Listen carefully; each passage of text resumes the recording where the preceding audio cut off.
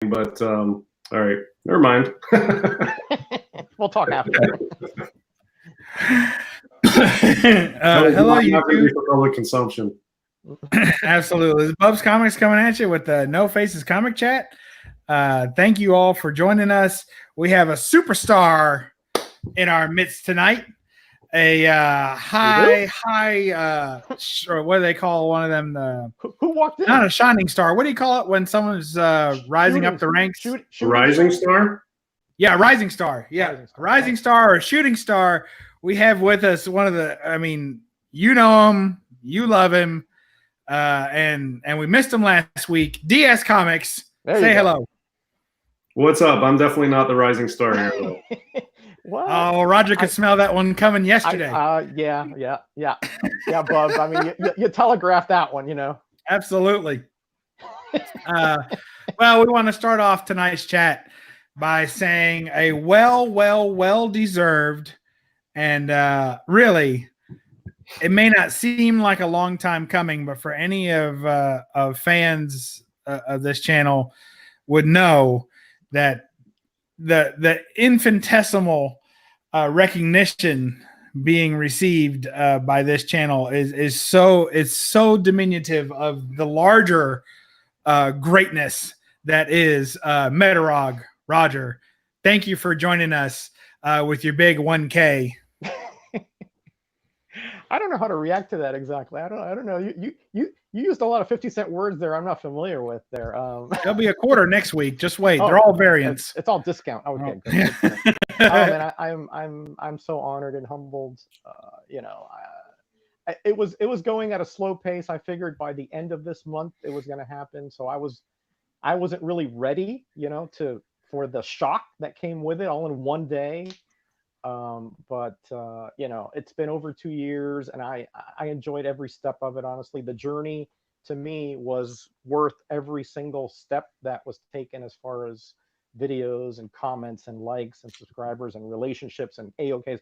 There's just a litany of gold that's littered the journey toward this. And I can't thank the community enough, you know, for the love. And the video I put up today, I've gotten so many comments, I can't even respond to them all yet. Nice. Because it's just one after the other, after the other, after the other. And that tells me a lot right there. Well, I'm flabbergasted, to say the least. Yeah, congratulations, Roger. Awesome channel. You totally deserve it. And there's two ways that you can reach 1,000 subs on here or get a large following. One is a lot of bells and whistles and super duper fancy editing and put your content in that. And one is just hard work, grinding it out with knowledge of the hobby and just interesting stuff all the time. And it might take a little longer to get to 1,000 subs, but every one of those subs is invested in you because of the quality of your content. And I don't ever see that going down. It's just going to be steadily growing and growing and growing. So yeah, you have an awesome channel, man. Definitely deserved. Thank you, buddy. Thank you. And that's the way I actually prefer it. I mean, I always say this, that I even said it in my video. Hey, I have these subscribers that were essentially granted to me, and I have to still earn that subscriber. If I just, you know, if I slack off, if I just say, I'm there, big deal, now I don't have to worry about it, then that's disservice to those people who had faith in me. So that if nothing else, I am actually going to try harder and to be, you know, better at bringing content that is, like you said, it brings a certain different nuance to the hobby. I don't, as you know, I don't do grading, I don't do speculation, value, none of that. I bring you things that perhaps have passed under the radar and I think should be out in the limelight at some point. I agree. Of course, it's easy to agree because a lot of the things that I've learned from YouTube I've learned more from channels like yours than I have from, you know, I guess some people would learn from a speculation channel if that's what they're into, you know. Mm-hmm. But I think once you start kind of getting in, when I first started watching comic YouTube videos, I watched everything, you know. Yeah. Whatever I saw that was about comics, I tried to learn a little bit, tried to see what the story was and find out as much as I could. And then all of a sudden you hit a couple of channels and you're like, wow, I had no idea. You know, there was so much going on, Yeah, and there is a those are the lot. channels that I ended up gravitating towards to keep watching over and over again. As you like to say, can't miss. You know, it's a can't miss channel. When it comes out, you got to watch it. So thankfully, you're getting some of the recognition that, of course, if I was a speculator, I would say I spec this a long time ago. You guys can go way back. I think Roger, you were on the No Faces chat when I asked you to join us here on this show. I want to say you were under like 300 subs. Oh yes, way under. And DS is still there, so we need to get him up, everybody. He's a sick. You don't No. need to get me up. I don't care. I don't care. I'm good. I have like I think I crossed 600 ish. I'm not doing it for the subs, for the number. I'm doing what I do for people that enjoy what I do. And there's definitely going to be fewer people that want to hear me talk than you guys. And I'm cool with that. I get it. I'm good. Well, I never expected any personality from either of you. That's all a bonus. And that is borne out. So we got plenty. You kidding me? You guys are awesome, super entertaining. But when I first started out the channel or this portion, this show, my thought was always I may have to be, a little extra entertaining because I'm bringing in two heavy hitters of knowledge. And that was, like DS has said from the beginning, he wanted to be informative and entertaining, so I figure I had two guys here who were going to be completely informative. So I needed to try and be as entertaining as possible, which obviously doesn't always work. But you guys turn out to have such great personalities and working so well with each other. And I really enjoyed this. And Roger, I think that your personality comes through more and more. If you go back and watch Roger's 35-cent variant video, which may be the first one he did. Please don't watch that. It is slow, it is dry, it is clumsy. And if you listen to his well-polished nuances on Tuesday, it's night and day how far he's come with his delivery, and the knowledge is always still there. But he really has matured as a content creator. It's been great to watch. And DS, obviously, we enjoy you on all the streams that you're on and all the information you're giving us and the fun unboxings and the live unboxings and the how much is this going to be worth kind of stuff. I mean, we just all enjoy it so much. I want to thank both of you for being on here. You guys are awesome. And Roger, congratulations for another milestone for you. And again, it's just obviously just a stepping stone onto more and more. But the real beauty of it is that, we congratulate people for getting the subs, but really I congratulate your subs for finding you and getting a chance to enjoy you the way that we have been for the last couple of years. So good on all you people for subbing him up. Well, yeah, that by the way, the sub Santa's here. Bueller's in the chat. Sub Santa. He stops by, and I'll take a 12-inch meatball. Yeah. So welcome Bueller. What can I say about Bueller, man? This guy, I said it in the video, but we go way back, right? When he was doing the upside down videos and when he was doing the signing videos, when he was doing the 10 pet peeve, all this kind of stuff that he was doing. And back then I told him, oh, you're going to be big. And he was like, yeah, right. Oh, yeah, okay, thanks. And I was right, Bueller. I was right. But what you said, Bub, and let me tell you, first of all, again, the gratitude that I have in my heart is hard to express at some point, right? Because there's so much of it. It's almost like you're getting inundated by water and you're trying to take a drink, but it's so much that you don't get nothing, right? So it's hard for me to express these things sometimes. But for example, when you asked me on this show, and way back July 2018, I guess. Yeah, sounds about right. Yeah, and I honestly, I was like, I thought you were pulling my chain. I was like, oh, I know, but I've seen his videos. This guy is messing with me, And then I saw that you and DS went on that test video, and I was like, oh, well, maybe there's a possibility here, And then I was like, oh, I'm on, you know, it was like my first live thing, right? So thank you so much for, you know, again, I didn't, you saw something in me that I never did and, you know, a lot of people did, because I thought to myself, what am I going to talk about except the stuff that I know of from 45 years of collecting, you know? And apparently for some reason, you know, either it's the love that they have for us, or it's the fact that there is some kind of niche that we have filled. But we have, you know, this chat every week is so wildly successful. No, I'm not talking about the viewers, but I think the content that we provide is something that is palpable. It's something that, you know, you can take and apply to things. I think it's practical and it's entertaining, and to sort of summarize those three things and actually have it come to fruition, I think that's a fairly rare feat, and that's because of you, my friend, because you're the brain. You're, you know, you're one of those guys that, you know, you see it, you have a vision of things and how it almost like a prophetic one, and you saw it when I don't know if DS did. I would think not either to this extent.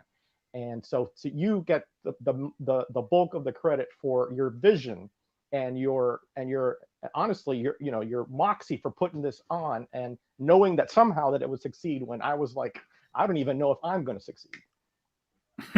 Well, I'll tell you, I know you don't like when people pump your price variant videos, because a couple of them were early on, but you've done a few price variant videos. But Right.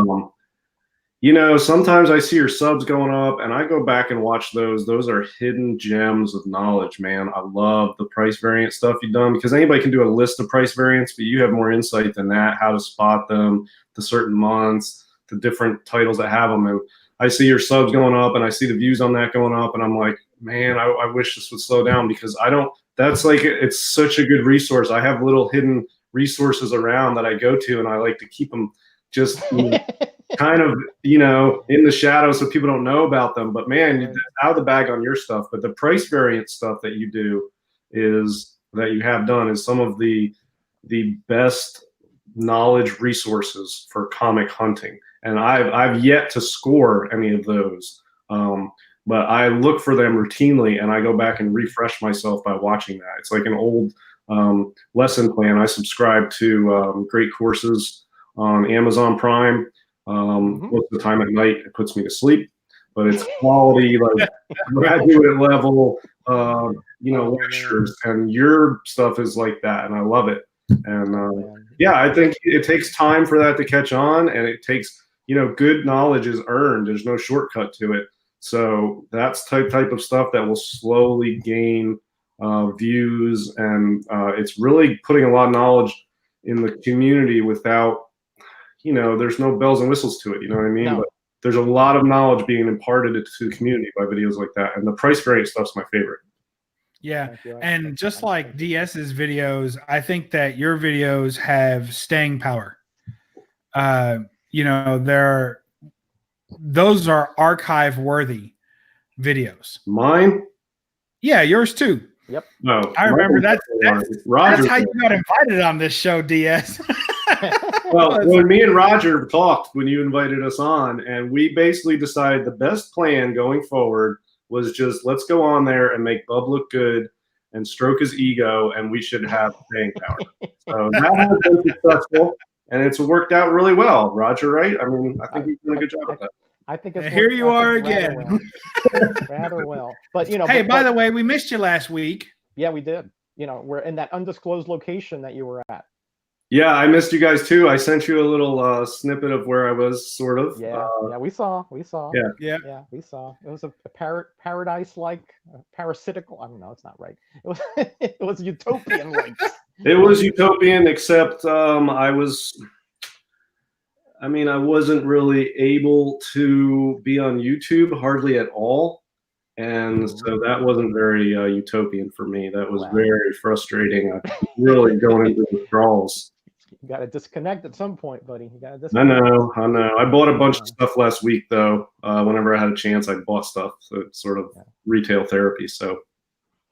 Okay, well, enough of this. I'm uncomfortable with all this praise and stuff. So we're stealing all Roger's thunder for when he does his 1K video. No, I don't care about stealing thunder. You can steal electricity, thunder, whatever. But let's get to the people that really count here, the superstar chat. Absolutely. I'll take the first. Are hot in there. Let me take the first pass at it.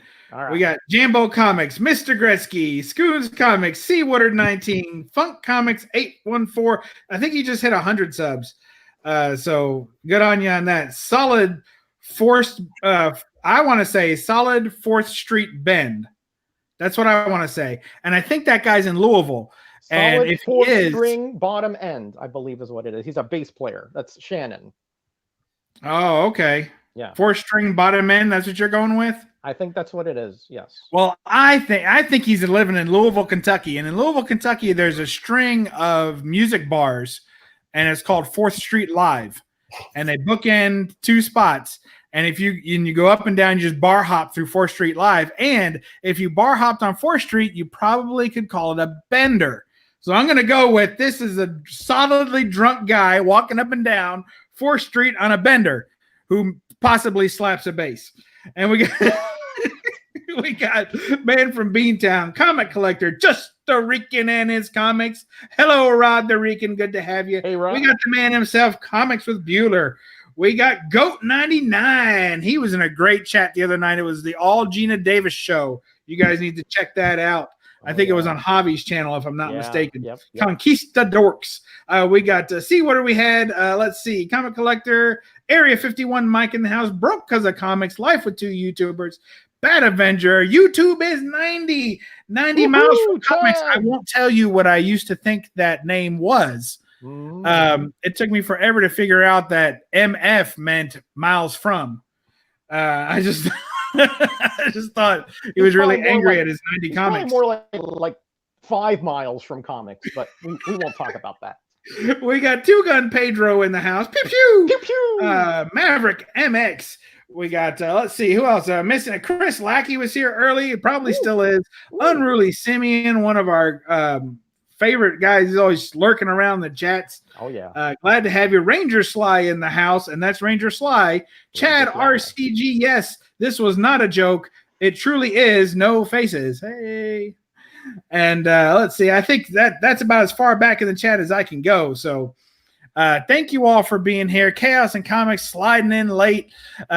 You guys are awesome. We're congratulating Roger on his 1,000 subs, but we're also going to have and if anyone's here for Kevin of Superpower Reviews or Superpower Review, because if you go to Superpower Reviews, you'll find 2 cosplay chicks walking around, which I'm not saying that's bad. I'm just saying that those are 2 different channels.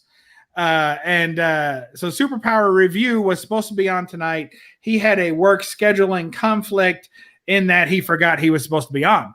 So, and I think, he actually volunteered for an extra shift to avoid being on the show. So Bueller, we might send you the nod.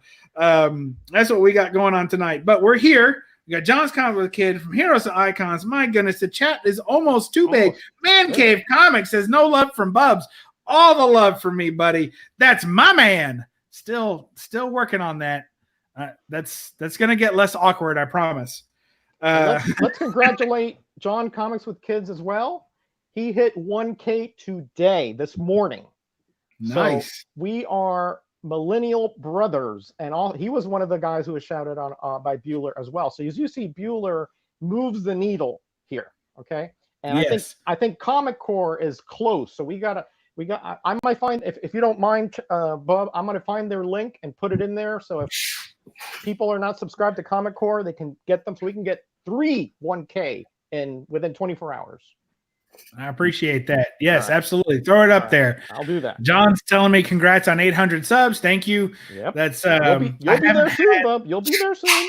I know. I haven't had a contest video giveaway or anything like that since what 250 or something was my last one I had. So I figure if I have one of those, I might get some more of those bumps. But that's kind of what you were talking about, Roger, that you kind of have to earn them after you get them.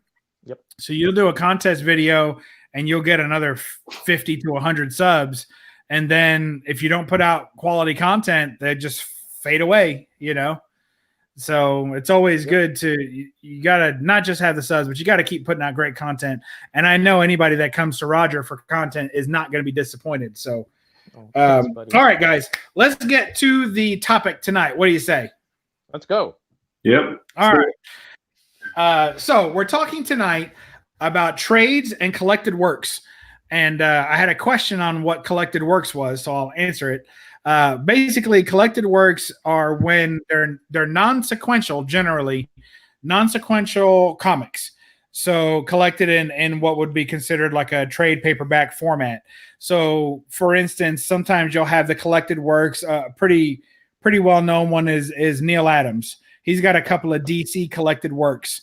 So instead of going through the entire Batman run that he did, let's say, or Superman run, it'll be just selected titles in that run, selected issues, and they'll put that all together. So you couldn't read it cover to cover. It's not meant to be read that way, but it is meant to be appreciated all in the same context. You'll have a certain artist. Sometimes you'll have a writer. Sometimes it'll be just like a publishing company, like it'll be a collection of old Atlas books or an EC collection. So that's what we're talking about. Collected works and trade paperbacks. And we're going to talk about the merits of those, how each of us have fit that into our collections or perhaps not. I was very interested to hear from Roger because his collection, what did you say, about 40 to 60,000 comics there, Roger? No, less than, well, at this point, it's almost 10,000. All right. So he's got like 40, 50,000 comics. And he's Is there something wrong with your earpiece, Bub? I mean, hello. 10,000 short boxes is what he's trying to say. Bueller. That's so he's pumping 10,000. He's got 5 times more comics than I do. I swear it's more than that. It's got to be. No, and it's 10. It's actually just a shade below 10. Just a shade below 10. Just a shade well, below 10. The point is that I would think that when you have a lot of single issues, that things like trade paperbacks may be less attractive because you have so many single issues. You don't necessarily need to spend another $15 to $20, and we can talk about price of these things too to get that. So I want to hear what you have to say on the subject first there, DS. I got you that time, Roger. No, yeah. I was waiting for it. Go ahead, Roger. Tell us. You have a little tell because you put too much emphasis on those last few words, and that means he's turning right. Yep.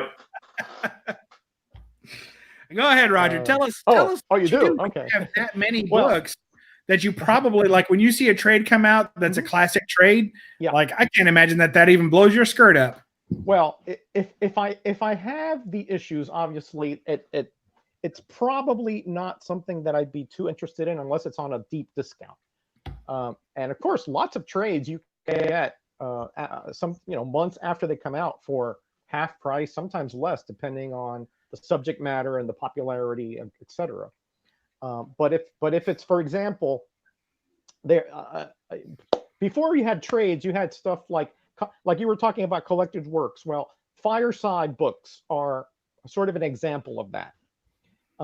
They would have origin issues, so you would get like the origins had, I believe it was Hulk, Spider-Man, maybe the Avengers in there, and maybe the Fantastic Four. All right, so you get the #1 issues of those, and like you said, it was just the one issue, but of the different series. Of course, I knew that I could never afford those, and or even find them.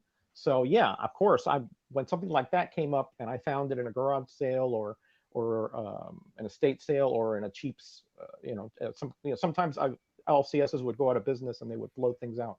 I'd pick all that stuff up because that's reading material before the internet. I'm talking, of course, this is before you could find things online, things like that. So I actually think that trade paperbacks are great, especially for the older material because it's so expensive. Especially now with the collecting madness that there is, that to get the original issues and actually read them is next to insanity at this point.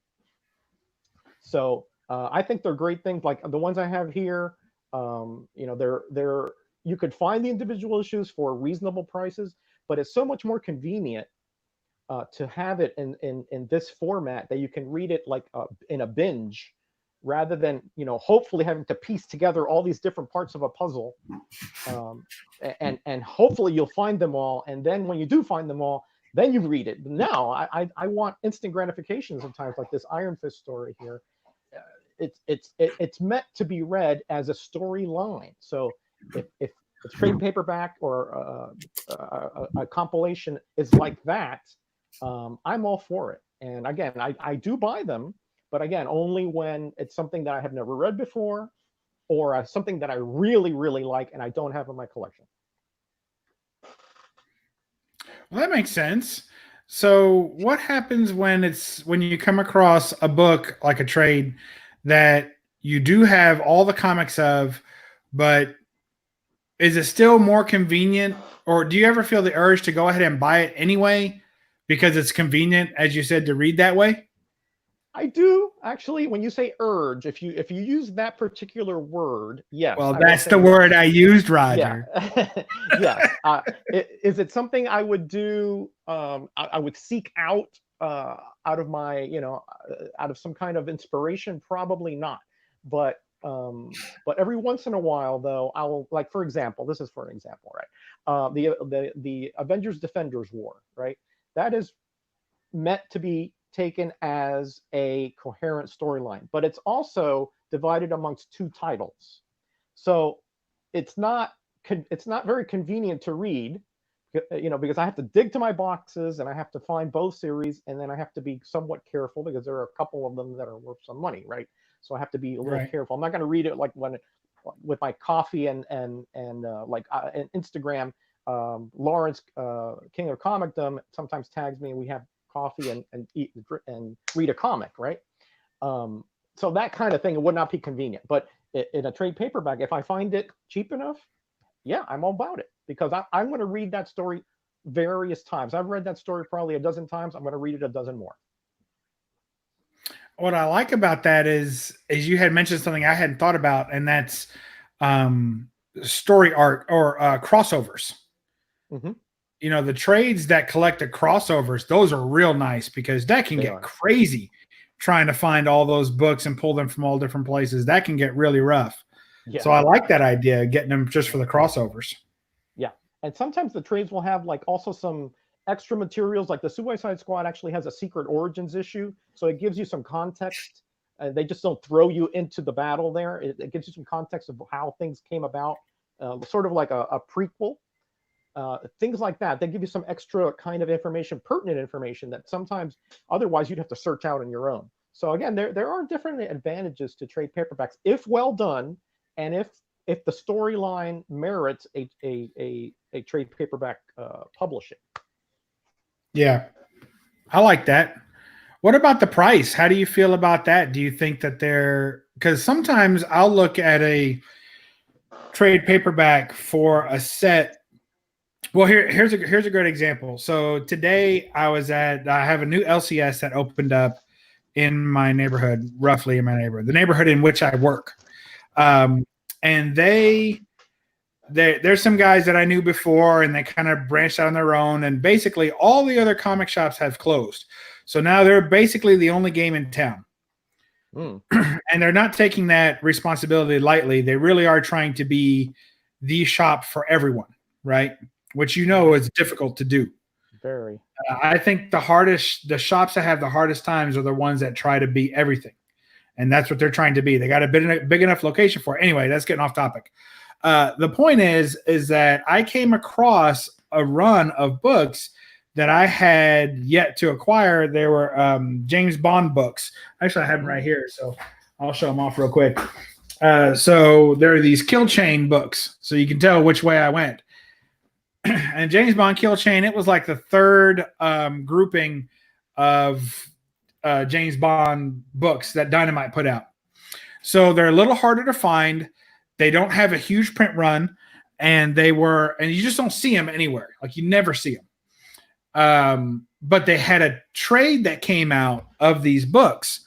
And so I had kept doing the math because these books were like $6 or $7 to buy them online each. No, you couldn't find them anywhere all collected other than in a trade. And then the trade was like, I don't know, like $22 or $24 for the trade. It was super expensive. I was like, man, I could buy, if I had bought each book on the rack, there's only 6 issues. So, and they're $4 a piece. So what's 6 times 4? Quick, Roger. 24. That's right. So basically, they were charging the exact same for the trade as they were for the cover price of the books. So I thought that was a little excessive, you know? It seemed like a little high. I didn't buy them.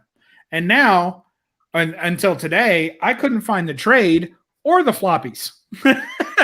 So, but I ended up running into luck and finding the whole run. I had number 1 already, and I finally found the whole run. So in this case, I think the trade, last time I saw it, it had dropped in price to like $15.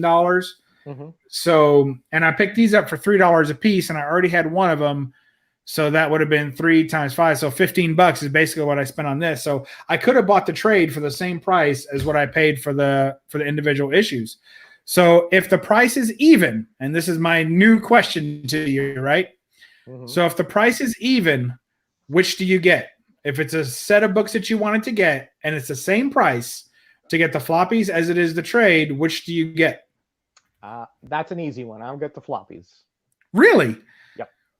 I mean, the trades store easier. They're easier to read. True. If you're going to read, because at that point, True. It's kind of a binge read situation, right? You're going to read them all the way through. Right. True. So, true. I'm just saying, because I'm an old school guy, I like that. And I think Scoon's Comics brought it up in the chat here. I like to have like the nuances, like you lose the ads, you lose the covers sometimes, you lose the letters pages, so those little tidbits to us, you lose the smelling, effect of the comic. Yeah, a lot of times they'll be on glossy paper too, even on the older books. Right. So if it's the same and it's accessible, if you put it in front of me and you say same as here, same as this, 100% of the time I'm going to go for the comics. I know they're bulkier, I know they're harder to store, I know they're more fragile, all that stuff, but they have a certain je ne sais quoi that the trade paperbacks often don't. Okay, that's fair. Well, I wondered because we also mentioned that the trades have additional information in them, sometimes extras and tidbits and backstories or letters. Sometimes you get a nice letter from the editor, or sometimes they have introductions from other artists or other writers talking about it. That's very insightful as well.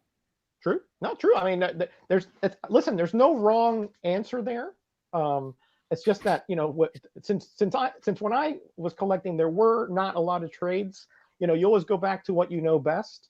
And if you ask me the enjoyment level, I enjoy them both, right? But I always have that little bit of extra, kind of nostalgia for the floppies. So that's why I would always go with them. Well, what do you think, DS? I mean, I know that when it comes to modern books, you're probably not going to be dabbling in either, but when it comes to anything that you're collecting, I know that you have a big old stack of trades there. So what's the benefit to you to picking up those trades? Yeah, I broke out a lot of a variety of stuff that I have. I like trades. I like reprints. I like hardcovers. Basically, for me, there's sort of 2 categories. And then one is the collector's market, sort of, I'll say, for lack of a better term. Comics are collectible pieces of art to me, and those ones are not for reading. They're for collecting and preserving and for value and for enjoyment as a work of art. And it might be for any number of reasons we discuss all the time: cover, historical nature, artists, whatever. But then there's stuff I like to read, and I love reading comics. I mean, people think I don't read comics because I just slab everything. That's the collector side of me. But I read a lot of comics. For comics I want to read, I'm not going to buy a Hulk 1 to read it. I'm going to buy a reprint, you know what I mean? So, I buy reprints so that I don't have to read the real deal. And I love reading these, and this is the way I get to read the comics. Sometimes I don't want to buy the comics. I'm not interested in the comics. But it's a good story. I want to read it, but I don't really care. It's not for collector value. It's for reading enjoyment. Something like this. And if John's Comics with Kids is still in here, he was the last straw that convinced me that this would be a good read. So I bought number 1, $9.99, so $10. Yeah, I mean, I feel like it's worth it. $10. People have $10 on all kinds of stupid crap. True. So I bought this. It was awesome. So I just went back to the shop the next day, and I bought the whole all of them, and I've already read them. And these are good because I'm not trying to go to the comic shop every Wednesday. I'm not trying to wait a week. I'm a comic addict. I binge read. So, you know, I read the first one. I'm like, yep, it's good. I bought all of them, and then I just read them. I binged read the whole thing, and it's awesome. So this is the way to go for me because I'm not trying to collect 30 issues of Paper Girls to take up space in my room, but I really wanted to read the story. So there you go. It doesn't take up much space. And, you know, price-wise, you guys are talking about price. I don't know. I mean, how much do we spend on comics? Even a reasonable Grail level comic is a couple $100. And, you know, these are reasonable, although I will say the first one was $10 to get you hooked. And then they go up from there. It was 10 and then 13 and 13, 15, 15, 15. So whatever. I mean, like $50 or something for these. Yeah, I mean, I think it's good. I got easily $50 worth of enjoyment out of this, and it's way less than I would spend on an actual comic that sits in a slab. But you know, the comics that sit in slabs I also like, so I buy the collected works of Chamber of Chills so that that is huge. Wow. And this is cool, and this costs a little bit, but this is a nice way to store it. You know, it's one of these slip cases. Slip cases, yeah. Nice. There are paperbacks in here. So there was a more expensive option as hardcovers in the slipcase. I don't need all that, but I like the slipcase because it keeps them contained. And this was probably, I bought this on eBay probably, I don't know, $40 or something. And yeah, it's the complete run of Chamber of Chills, pre-code horror. So this is awesome. I can read Chamber of Chills all the time, regardless of what issues I have slabbed. You know, and then there's some classic stuff where, like you guys were talking about, collected works often span issues from different titles, and you can get a full story arc, especially with modern stuff with crossovers. Trades or omnibuses have the entire story arc, and you don't have to collect 75 comics from different titles. So this is one of my favorites, and this has the Frank Miller, Chris Claremont Wolverine Limited Series 1 through 4. But what most people don't know is that's only part of the story arc. The end of that story arc, or the complete story arc, includes Uncanny X-Men 172 and 173. So it's a 6-book story arc. This has all 6 in it. So this is cool. So it has the Wolverine Limited 1 through 4, and then the other 2 from the X-Men. Well, you know, we talked about crossovers, but we didn't necessarily talk about what happens when a story arc continues between different titles. Not necessarily a crossover, but just where they section out a piece of the story and stick it somewhere else. Yeah, and you know, this is I'll show you why I like to buy this in a hardcover version if I can find it. I might be already into the X-Men. Looks like I am. Yeah, so let me show you.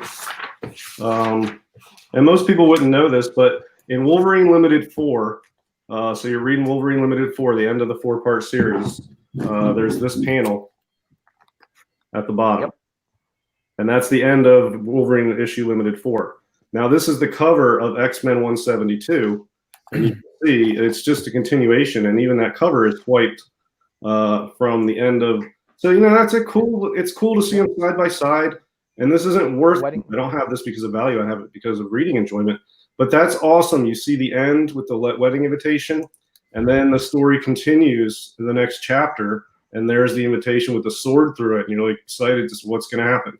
So it's a cool way to do it. And then, you know, I don't want to collect 13 copies of Marvel Comics Presents to get the Weapon X story. So shame on you.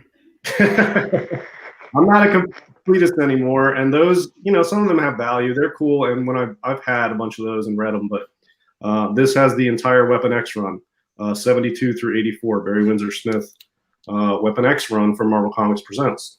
And it has all of them in here, and look how little space it takes up. Awesome. Yeah. Love it. Great to read. Yep. Then, you know, there's also sort of well, that you know, yes, one thing about that particular trade that's the advantage is that Marvel Comics Presents has various stories in it. So you're only getting the Weapon X story, which is probably the one you'd be interested in, not the other little kind of sideline stories that are in there. So that's Yeah, and actually a Marvel very good Comics idea. Presents is a long-running title. There's a lot of Yeah. issues. I mean, they're not. Yeah. You could collect that whole run and not spend too much, but it would be an entire long box. Probably well, more than that. Well, no, you could fit long box. No, yeah. But that's a very good.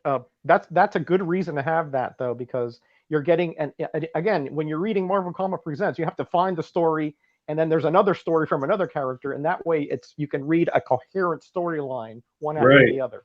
Yeah, I like it. And then there's another thing people don't usually.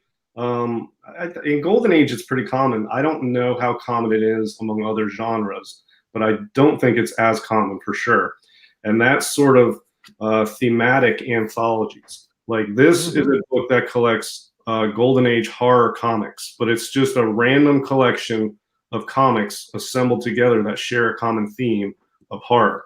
And it's just, it's got introductory stuff in it. It's got information. It's got, a bunch of comics. And then in the middle of this, they usually have cool things in these little anthology themed books. They have glossy pages that just showcase a bunch of different, there's a good one, Witch's Tales 25. Oh, yeah. And it's just graphically covers from classic pre-code horror books. It's cool. And then that's in the middle. And then it goes on and it just has, random stories from random pre-code horror comics throughout. And I can read just, the theme is horror. And it's just a random collection of horror comics in here. And this is cool. And I've got a few of those, So yeah, that's what I do. I don't have a ton of them, but when I buy them, it's this is how I enjoy reading comics mostly. The other way I enjoy reading them is when I buy books that I'm going to flip or I'm cleaning or pressing. I read not all of them, but a good portion of them. I'll read them as I'm doing a page count. I'll sort of read the book and then I'll clean it and press it, so I'll have it, sell it, whatever. But yeah, these are a good way to get reading material without taking up a lot of space. And I think in the grand scheme of things, the cost is reasonable. I mean, even this one was only, $30. So is that expensive? I don't know. I mean, I could buy one comic book for $300. This is a tenth of the price, and it's got way more stuff in it.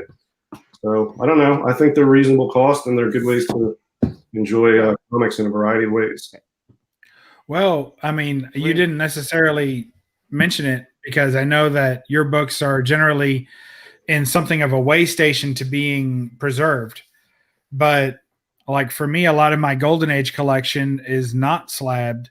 And so when I want to read them, I try and open them carefully and they're already of such low grade and, quite frankly, brittle in some cases that I really do damage to them every time I open them and read them.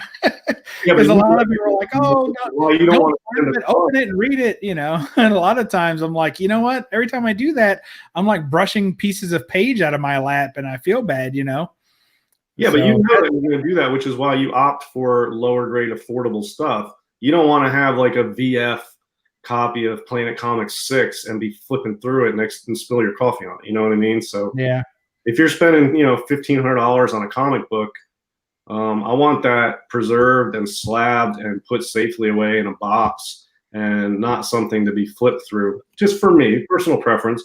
But there are, I read all these raw books that come through my hands. I got a whole stack behind the Batman up there behind me that I haven't even gotten to yet. And I just won't be able to read all of them because I don't have the time. But I'll read through them carefully. But I really like these, variety of reprints you get. When are you going to have an opportunity to read Hulk 1 if you, don't buy a reprint? You know what I mean? And you can probably do it digital, but I'm old school like Roger in the fact I'm not, I don't read, the only thing I read online is like social media or like shopping or like some research on Wikipedia or something. But if I'm reading comics, I'm not reading them on a screen. I will either buy a reprint of Hulk or I won't read it. You know what I mean? Yeah. Well, I agree with that. I'm thinking about getting a nice big giant tablet though to read some on there, like a big 10-inch. That way I don't have to. It's not that my eyesight is poor. It's not as enjoyable when you have to pinch and zoom into each panel. I like to see the whole page. So I'm thinking about getting the biggest tablet I can get and then just using it only for reading comics digitally that I want to read digitally. Like most of the Golden Age stuff is available digitally for free. So you can just download that. And like when I'm on a plane or something, I like to be able to read that. It doesn't take any data or anything like that. So it's easy to just open it up and use it. So thinking about doing that for my next travel trip. I'm going to probably invest in one of those and see how it goes and save my phone battery. Because sometimes, you know, if it's a long trip, I end up getting where I'm going and my battery's dead because I was reading comics on it the whole way. So yeah, that happened to me when last trip I took as well. yeah, see, there you go. Yeah, and it sounds like in the chat, I'm scrolling back through, so I was rambling there for a bit, but it looks like everybody, this is what I love about this community. Everybody gets what we're talking about, even though we each have our different reasons and types of trades and reprints and paperbacks and hardcovers we get. Everybody can agree with some of that, and everybody gets it, and they definitely have an important part in you know, the collecting hobby that we're in. But Seawood brought up a good thing. I never even considered it because I'm not into signatures. But yeah, I mean, it would be awesome to get something like one of these signed by an artist. It's sort of way cooler to me to have a book signed than a comic, because I don't want my comic marred by somebody's writing. I don't want Todd McFarlane or Neil Adams handling my collectible art and then drawing on it. Ugh, it makes me cringe. But I'm just, you know, it's me and Roger and then a couple other people. You know where I stand on that DS, so. But whatever. If I ran into, I don't know how many of these guys are still around, but like Hy Fleischman was at Heroes Con last year and he did pre-code horror stuff. I would get one of these that has his story in it, and I would have him sign on the inside, and that would be awesome. I would love that. He would sign my book. That'd be cool. But so yeah, I think that's a good idea to get some of these signed. If you get Barry Windsor Smith to sign this Weapon X storyline book, that would be cool. I would do that. Yeah, that'd be cool. That'd be cool. Well, I'd never thought about getting that. See, when I see stuff like that, I always, I don't know. I've never known anyone who got that done. I see those people online, like in front of me, getting trade signed, and then I see people like get prints, like you can get a print of an art, right? And I see people get prints signed, and that always confuses me. Like, like I always look at it and I think, especially for something that's not necessarily expensive, like, you know, when someone brings up a modern print, it's like, well, why didn't you just buy the book for $4 and then get that signed?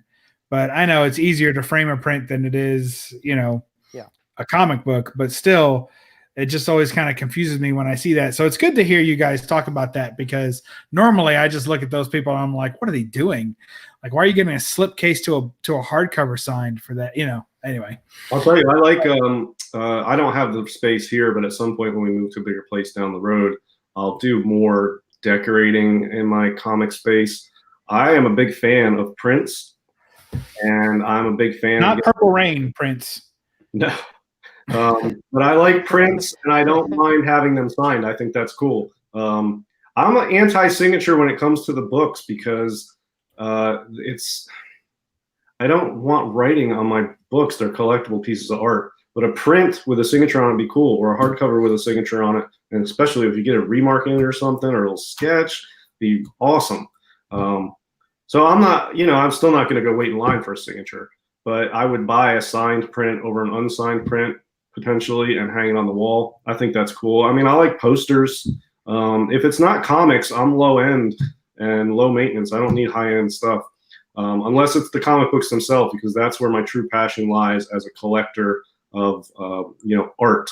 But this stuff is sort of like records of the art and you know, books about the art, and it's a different realm to me, and it's not as important. Like, if this gets destroyed, I don't care. I'll just buy another one, or I'll just keep it until it falls apart. You know, I don't really care too much about this stuff. But yeah, print would be cool. I'm not big into original art because it doesn't have color. So, you know, what do I know? So if you pay more, it does. Yeah, pay more, you get anything, but I spend enough on comics. I don't have any money left over for any of that stuff. But original art, black and white, original art, it's cool, it's historic, it's impressive, it's expensive, it's good investments. But I would honestly rather hang on my wall a print than a piece of original art by Kirby. honestly, I wouldn't even feel comfortable having a Kirby piece on my wall. I would, you know what I mean? I'd want to put it in a vault somewhere. I wouldn't even want to look at it. So, Yeah, I hear you. I don't have that problem. All right. a lot of the stuff that I pick up, I know we're getting a little bit off on signatures and stuff, but a lot of the stuff that I pick up, when I get a low grade 2.5 of something, it's no longer a pristine preservation of the art. You know, if you want that, you need to get an 8.5 or better at least. So because I'm already offering up something that is not a perfect example of the book, then why not get it signed and give it a little bit of history and know that it was held in the hands of one of the creators. I mean, there's 50 billion of these things out there, not necessarily for each book, but you get what I'm saying.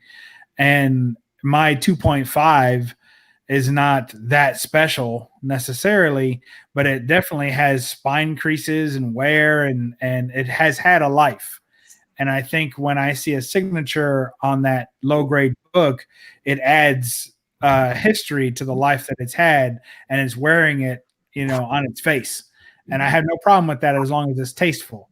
You know, a little butterfly behind the ear tattoo probably doesn't bother me, but I don't want someone to, you know, tattoo damaged across their forehead.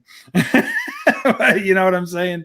So I don't think that's too bad. A little accent of a signature I like, but on a low grade book, somebody takes a 9.8 and gets it signed, and you know somebody still calls it a 9.8. I think that's a little silly, but that's all off topic. So we'll talk about that again, I'm sure. So getting back to trades, Roger. Yes, Bub. So we already established you have about 87 long boxes holding up your house. So Man, look at that. Beautiful. Listen, I do not have a foundation of comics here. All right. So here's my question.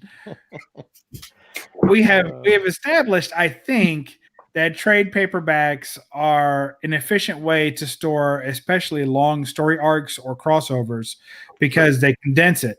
And in the case of DS's Weapon X, it even calls out the additional stories and materials that he's not interested in, because those Marvel Comics Presents are full of those, right? You get about 4 pages of the story he cares about, and the rest of others that apparently in this case he didn't want to read. So that's extra nice. But what happens? How do you store those trades? Because just looking at DS's stack, there's different sizes, there's different types. Some of them come with slip cases, some of them are floppy, some of them are hardbacks, some of them are like taller than a comic, you know? Yeah. So what do you do with storage when once you've picked up these trades, they don't fit in your long boxes, so what do you do with them? Right. Well, I actually have a magazine box that I use for my trades and my books. And of course, even if they're long, if you put the compilation books spine up, they will usually fit in a magazine box. So I have them horizontal if I can fit them that way. Otherwise, I put them, you know, obviously vertical for the more comic size trade paperbacks. But I have one full magazine box of just that stuff. Apart from the magazine boxes that I have for magazines, you know, like Marvel Preview and things like that. Yeah, that's cool. A lot of people are saying bookshelves. That's one thing I need to get, and this is getting sneaky.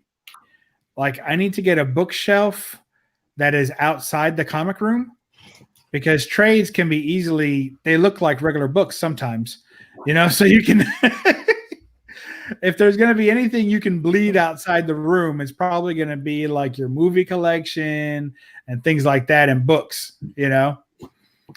So maybe we can figure something out for that. I never thought of magazine boxes only because I don't do boxes generally. Right. I'm trying to. You have your shelving. Yeah. You have that drawer. Yeah, I've got my comic cabinet. And on top, lateral file. Yeah. I have all the slides that I don't have displayed currently, and all the trades and magazine type size books, because you know I like to collect treasuries. I like to collect. I don't really collect too many trades, but I do have a couple of graphic novels.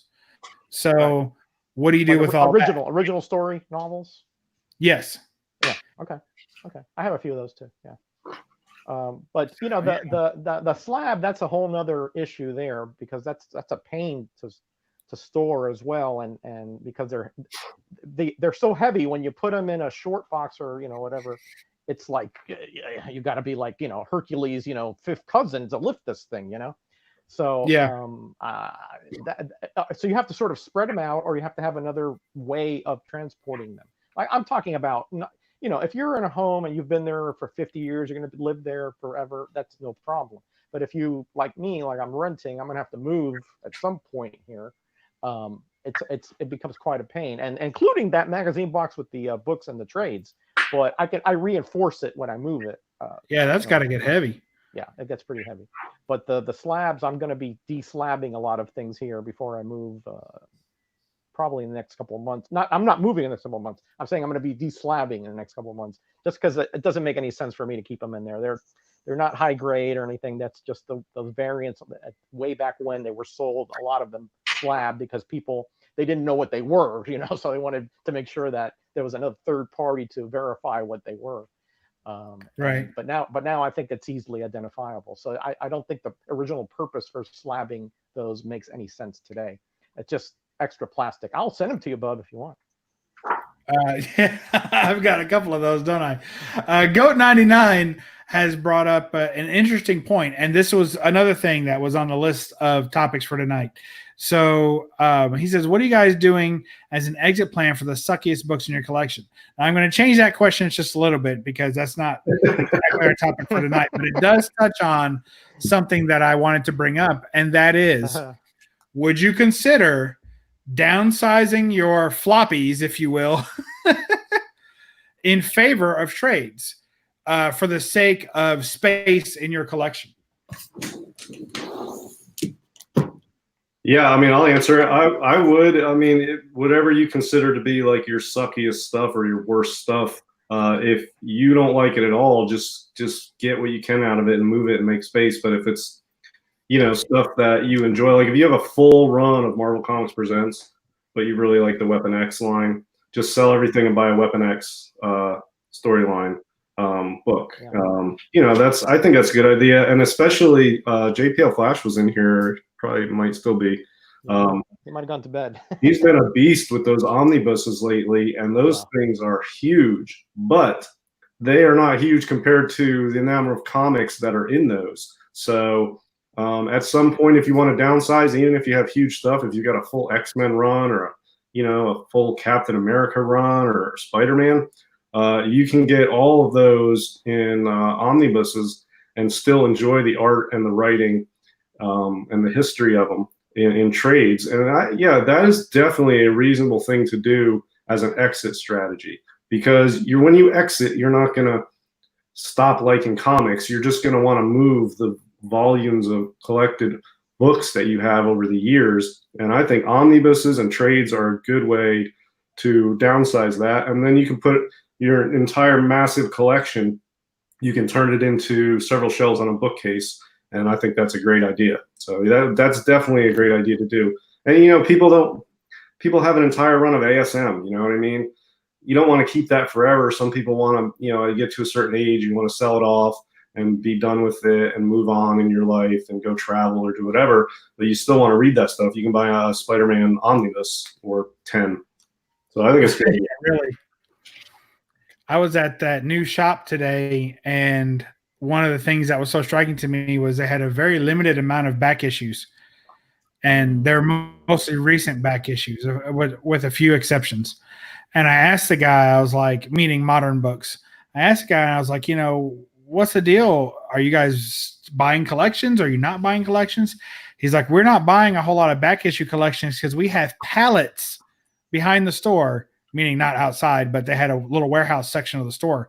He's like, we have pallets in the storeroom of back issue comics that will be rotating into this stock. He's like, we just don't have room for it out on the floor, and we don't know what to put out yet, so we're waiting for some of that stuff to get bought up. But the one thing that they did have was about, I don't know, 6 short boxes of Spider-Man. So it's like, oh my gosh. So if you're trying to keep people who are trying to get all the Spider-Man appearances or keep a run of ASM going. I mean, that's an entire collection of itself. You don't even need any other hobbies. Just picking up Spider-Man books will keep you weighed down with books forever. So even trading that into trade paperbacks isn't much of an exit strategy because there's going to be a ton of those too. Yeah, but I've already sort of practiced this because for some collectors like me, it's the challenge of completing a goal in collecting, and then once you complete the goal, you're ready to move on to something else. So I had an entire run of this, all 17 issues of this Pre-Code Horror series, all in really nice grades. It was quite an accomplishment. I'm very proud of, and I have replaced them with these. These are a 2-volume set that contains every issue of Charlton's The Thing, and you can see the issues on the back here. And so as an exit strategy, I sold all those off. I completed the goal. It was exciting and challenging and fun, and I've moved on and I've kept these. So I still really enjoy the series, but as an exit strategy, I sold all those, and now I have 2 books that takes up much less space. And so that was sort of an exit strategy for that.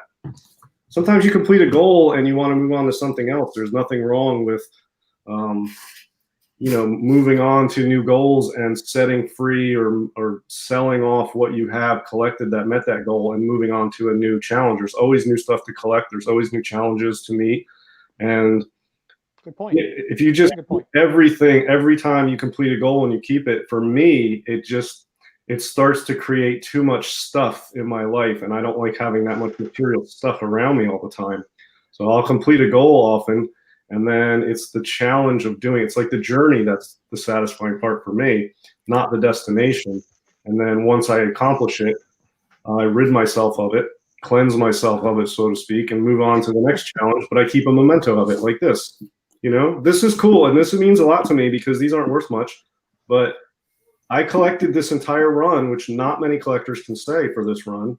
And this has got value to me because it reminds me I did that, and I can look through these and I remember, I used to have a 6.0 white pages of that. And I don't know. I picked this one. I won an auction for this one. I never thought I'd be able to afford it, etc. So I don't know. It's cool. That's how I do it. Well, you mentioned something there about how cool the book is and how convenient it is.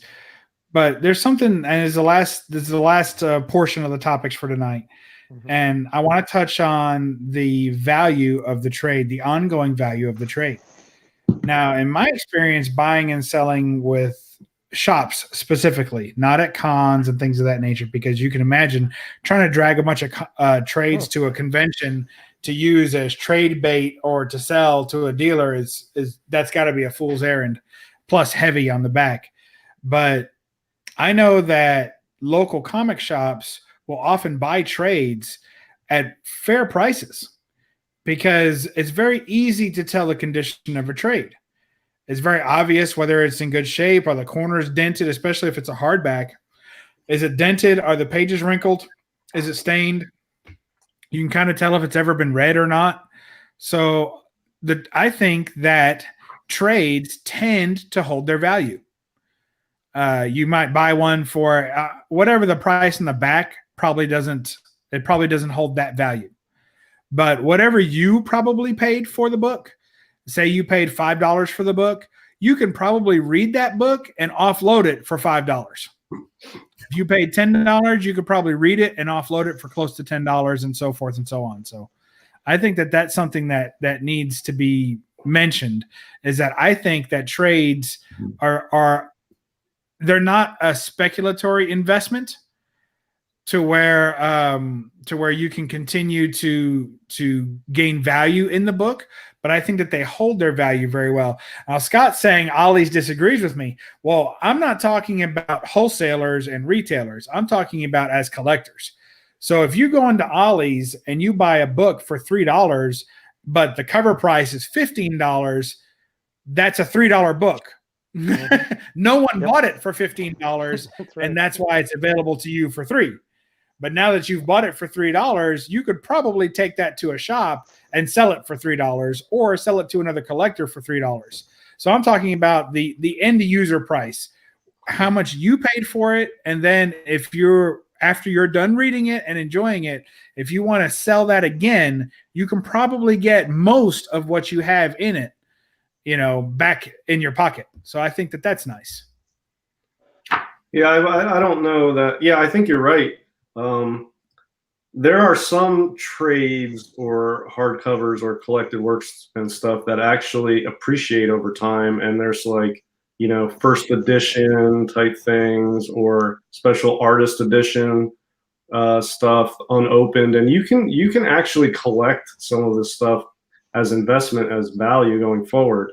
A lot of times you have to not open the package too, though. But yeah, I think you can get your money out of them pretty easily, and that's another good thing about them is when I start getting too much trades, like anything else in my life, I will go through and cull it and thin the herd, and I will pick out some of this stuff to move on, and I'll sell it. And it would be nice to get close to what I paid for some of these books when I decide to move stuff out to get new stuff in, because yeah, it's nice to have stuff that retains value. I don't think you're going to have investment growth out of this stuff, but there are some I've considered investing in, some first edition stuff, some limited edition stuff, unopened stuff that holds value and increases, appreciates over time. So like anything else, there's a market for it, and people collect it and value it for different reasons. So, something to consider for sure.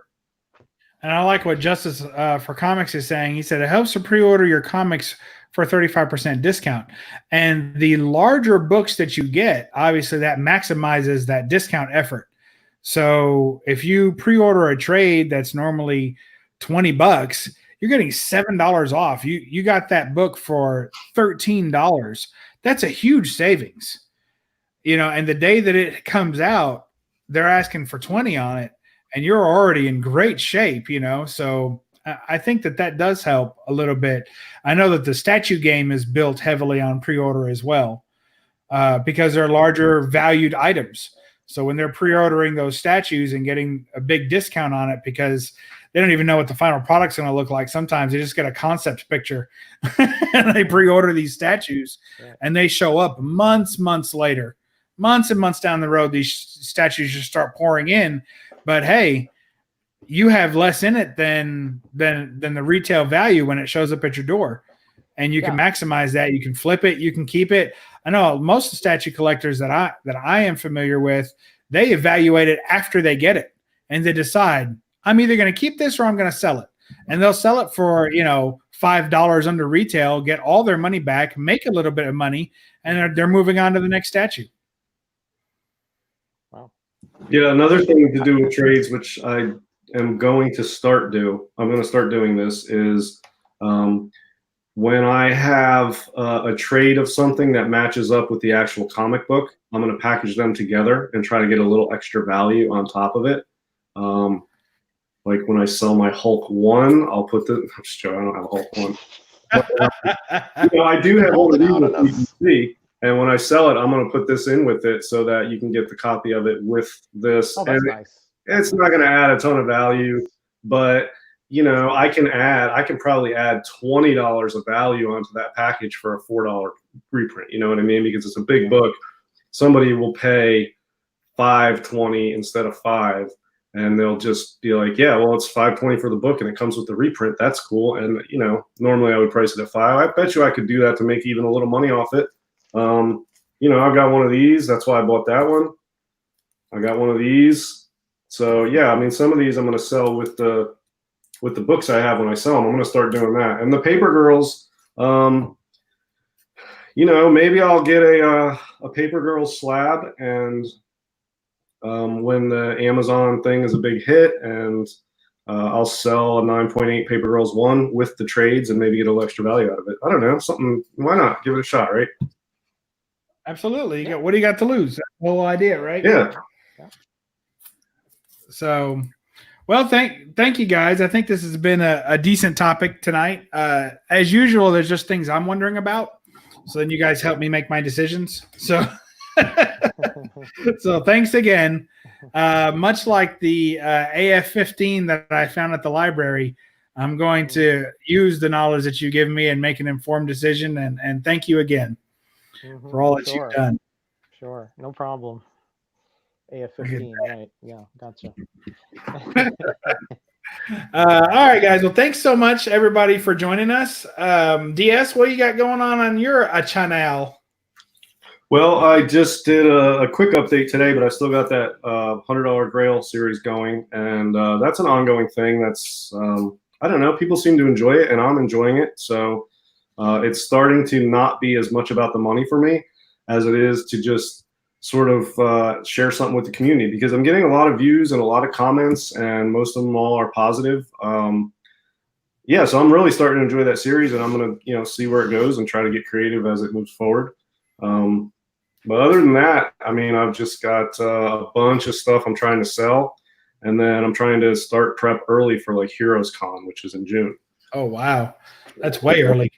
Yeah, well, I mean, I've got like, I don't know, 15 or so books on eBay. I posted a bunch on my Instagram. I've got more here I need to get out. So I'm trying to move a bunch of stuff. So if anybody sees anything I'm selling, I'm cutting deals because I'm trying to cut this stuff loose. So hit me up. And that's what's going on with me right now. Awesome. Well, that's plenty to look forward to. I always look forward to those. So, and those little videos that you've got going on right now are fun too, with the path to a Grail. So I'm enjoying that. Yeah, those are a lot of fun. They really are. Yeah. Yeah. What about you, Roger? What are you going to do with your big 1K? Oh well, before I get to that, Pope says DS that he has an extra Paper Girls 1 if you're interested. So hit him up if you're okay. Yeah, I might do that. I don't know. I've got so much other stuff going on right now, but it's a good idea. And I'll tell you, I really, really loved that story. It's a time travel, and I am addicted to time travel sci-fi stuff. I've seen every time travel movie ever, so it's awesome. And I heard Amazon Prime is working on that for a series. So I can't wait for that if it's really happening. And yeah, so I mean, I think it's a hit, and I don't know. I guess people, I don't know. I'm not in the modern market, but I think the word is out on Paper Girls. But there's probably people who are not in it yet. But yeah, super cool. So I might get a #1. I might hit them up. Cool. Just didn't want you to lose the chat. Sometimes. Yeah, I'm trying to keep up. We miss. It's such a big chat lately, and it's so active. We can't keep up with all the comments, but I try to read everything. I've been trying to keep them in there, but it's tough. So me, I guess tomorrow I'm gonna do a video. I think I mentioned it already. I have these 2 magazines that Kirby did that are just off the wall. So you might, Bub, I think you'd like them because there are some really odd things in there. Sounds good. So I'm going to do a little video on that tomorrow. Not exactly sure how that's going to go right now. I'll have to give it some more thought tonight because I've been busy today like crazy with work and then all the 1K stuff. And the roundup Thursday, I want to do a live stream once I'm allowed to do it. I'm not allowed. I don't know if I haven't been yet realized as a 1,000 subscriber or whatever, but I'm still not able to do it. But I want to do a live stream, just thanking the community. But I am going to do a giveaway live stream somewhere down the pike, maybe 2-3 weeks down, because I didn't expect this to happen so quickly. I wasn't ready, So yeah, I have to get things ready for that. So maybe Friday I'll do a short live stream if I can get that going, and invite the whole community in and just have a good old time there, just talking about all our different channels and all our plans and all our just celebrate all of us. You know what I mean? But that may or may not happen, but it will happen at some point.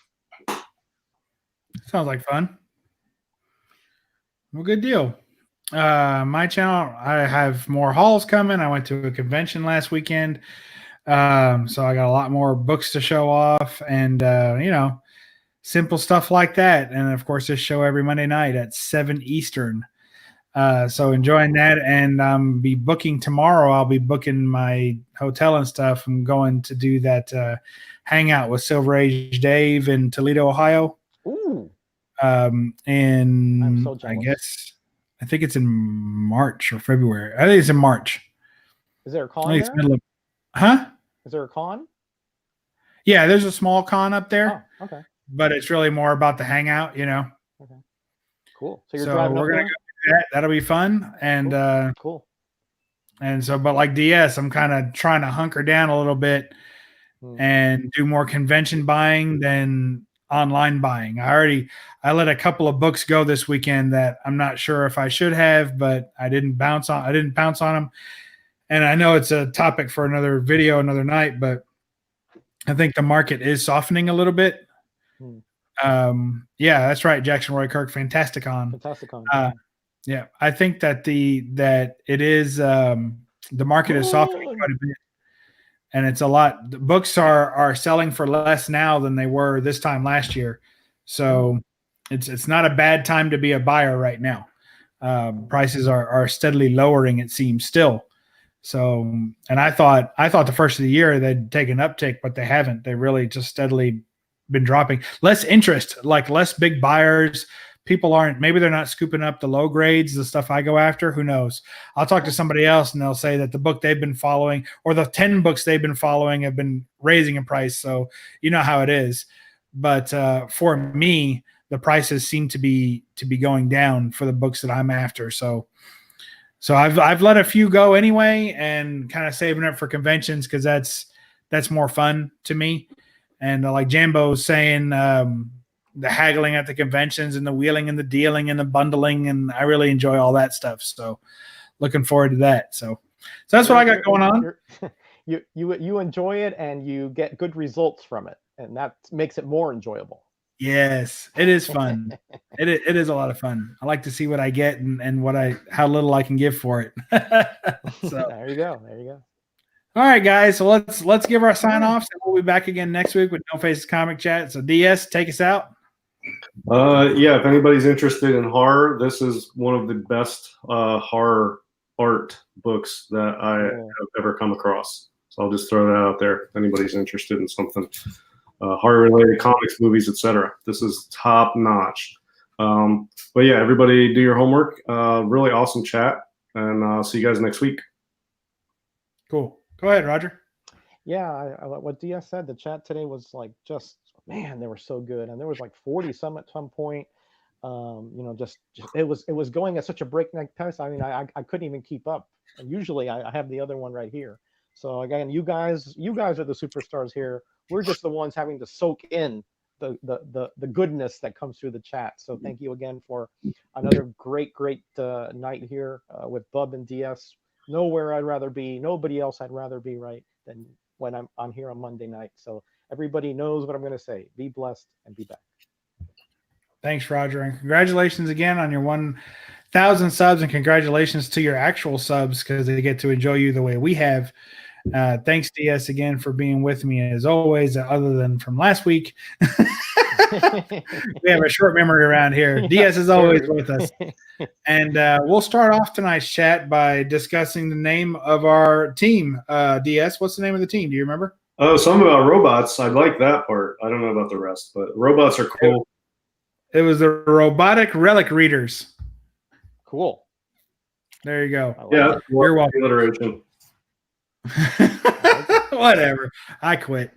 Before alliteration. That's pretty good, Bub. I give you marks. I give you good marks for that one. Thank you, Roger. I need your marks often. I give you good marks for that one. Yeah.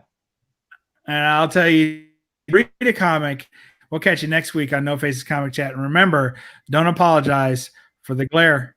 Bye-bye. Hi, guys.